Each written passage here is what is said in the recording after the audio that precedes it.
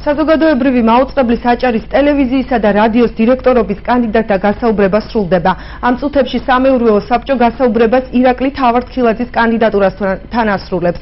დარჩენილი 3 კანდიდატიდან დღეს სამეურვეო საბჭო უკვე სრულად გაეცნო სულხან მელაძისა და მირანდა ჩარკვიანის კონცეფციებს. თითოეულ კანდიდატს სასაუბროდ 2 საათიანი რეგლამენტი აქვს, თუმცა მათგან უმრავლესობა მხოლოდ დროის ნახევარს იყენებს.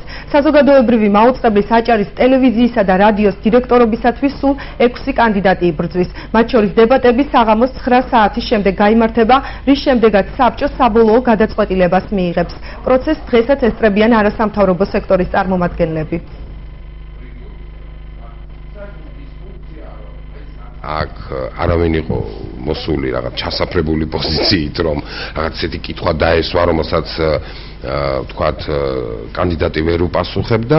იყო კონკრეტული კითხვები, მე ვიყავი აბსოლუტურად გულწრფელი, მათ შორის აღნიშნე კიდეც, რომ მთელ რიგ შემთხვევებში შესაძლოა ჩემს მიერ გამოხატული პოზიცია ყოფილიყო ჩემთვის, ასე ვთქვათ, არასასურველი მრჩეველთა საბჭოს მიერ გადაწყვეტილების მიღებისას, მაგრამ მე გახლავართ წესიერი ადამიანი, მე ვთქვი ის, რასაც ვფიქრობ, როგორც წარმომიდგენია, როგორ მესახება.